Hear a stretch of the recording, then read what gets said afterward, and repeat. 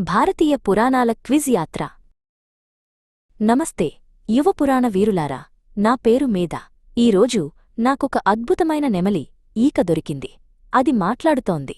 దాని పేరు మయూర. భారతీయ పురాణాల రహస్యాలను తెలుసుకోవడానికి ఇదొక క్విజ్ ప్రయాణమట. సిద్ధంగా ఉన్నారా? మొదటి ప్రశ్న రామాయణం నుండి. ధర్మం కోసం అడవులకు వెళ్లిన శ్రీరాముని భార్య ఎవరు? ఆమె గొప్ప ధైర్యానికి ప్రతీక. ఎంచుకోండి.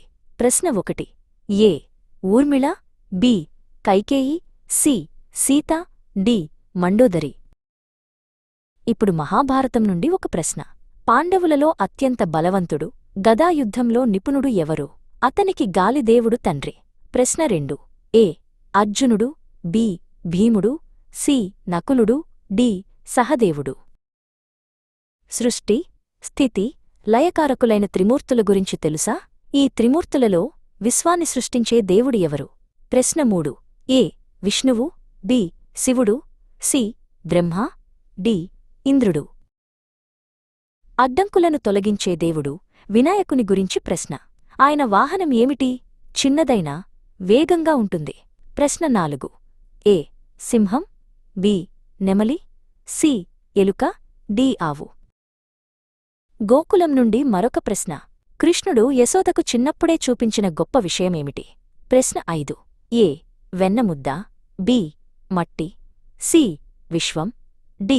గోవర్ధన పర్వతం. రామాయణంలో సముద్రాన్ని దాటి లంకకు ఎగరగల శక్తిగల శ్రీరామునికి అత్యంత ప్రియమైన భక్తుడు ఎవరు? ప్రశ్న 6. ఏ. సుగ్రీవుడు, బి. విభీషణుడు, సి. అంగదుడు, డి. హనుమంతుడు. సంపదకు, అదృష్టానికి, శ్రేయస్సుకు అధిదేవత ఎవరు?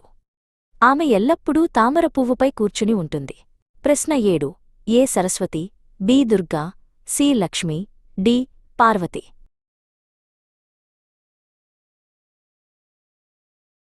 కైలాస పర్వతంలో ఉండే మెడలో పామును ధరించి 3వ కన్ను కలిగి ఉండే దేవుడు ఎవరు? ఆయన మహాయోగి. ప్రశ్న 8. ఏ. అగ్ని, బి. వరుణుడు, సి. శివుడు, డి. సూర్యుడు. జ్ఞానానికి, సంగీతానికి, కళలకు దేవత ఎవరు? ఆమె చేతిలో వీణ ఉంటుంది. ప్రశ్న 9. A. Radha, B. Savitri, C. Saraswati, D. Rukmini.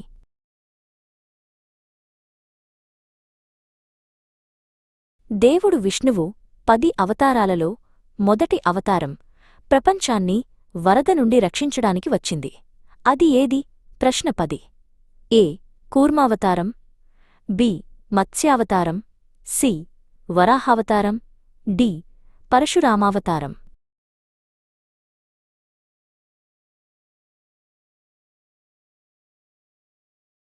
అద్భుతం యువమిత్రమా!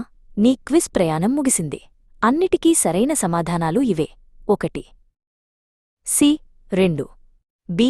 3, C. 4, C. 5, C. 6, D. 7, C. 8, C. 9, C. 10, B. Mayura మళ్ళీ వస్తుంది. అప్పటివరకు కొత్త కథలను, పురాణాలను చదవడం ఆపొద్దు. శుభాకాంక్షలు.